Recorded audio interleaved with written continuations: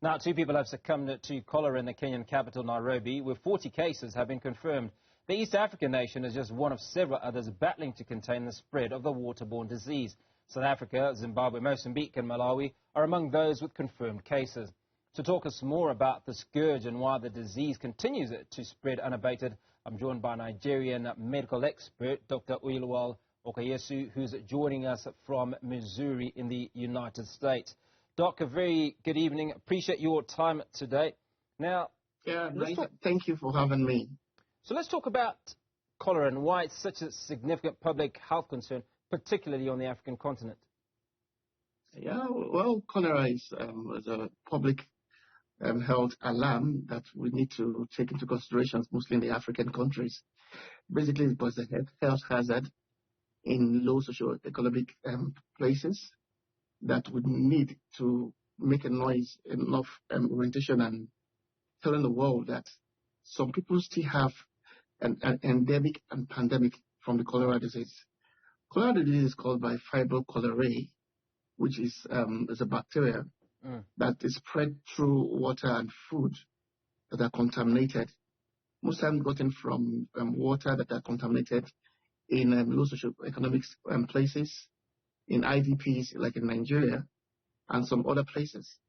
First, we know that cholera initially was first thought to be in India, but it has been an epidemic in Asia and now Africa, with us reporting some deaths from such infections. So yes, it's a public health hazard that would need to sensitize Africans generally on how it can be prevented and how we can help remove our stage of low socioeconomic status so people having good pipe-down water, good food, and be able to cope the nuisance of cholera itself. Now, what role can communities play in preventing cholera, or certainly the spread of cholera? First thing I think is doing is public enlightenment. We need to be able to hold the government responsible enough to try and orientate the individuals on why they need to provide good pipe-borne waters. They need to provide good places where you can get good pipe-borne waters, have good food that are not infected by that. We should be able to teach our countries and our citizens that there are ways this cholera can be spread.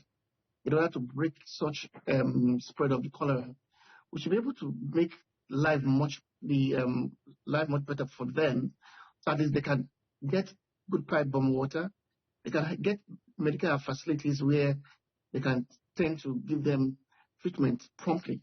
Because in getting infected with cholera means that you get infected within 12 hours to 5 days, it starts manifesting.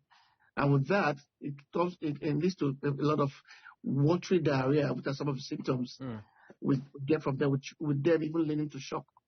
It affects both children and adults, meaning that there's a way it transmits.